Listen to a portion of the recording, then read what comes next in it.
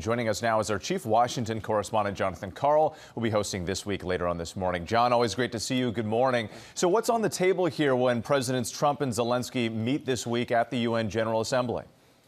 Well, it's the big topic. What is Donald Trump going to do now that he has said that Vladimir Putin has disappointed him, that he's unhappy with Putin's actions, both in terms of the flights most recently over Estonia by Russian jets, but also the fact that he hasn't, agreed to a one-on-one meeting with Zelenskyy, and he continues to escalate the Russian bombing of civilian targets throughout Ukraine. So that's the big topic, in addition to what Trump is going to do to punish Russia.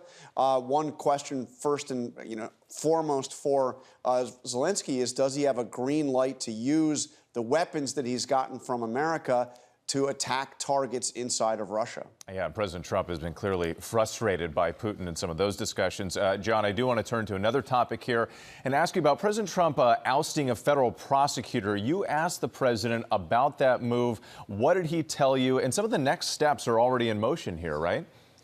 President Trump made it perfectly clear that he was the one who fired this prosecutor. The prosecutor announced his resignation.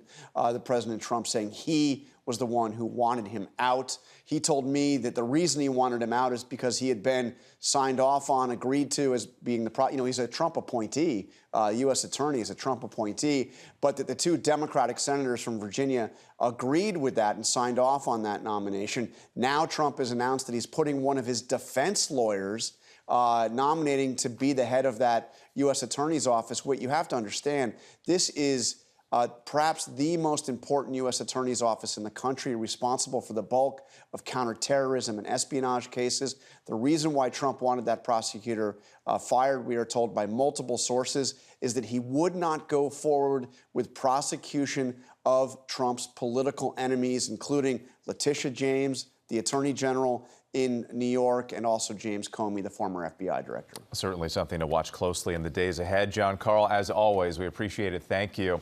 And tune into This Week later this morning. John has an exclusive interview with Connecticut Senator Chris Murphy. Former acting director of the CDC, Dr. Richard Besser, talks about the effects of the new vaccine guidance. And Stephen A. Smith and Chris Christie join John to discuss the top political headlines.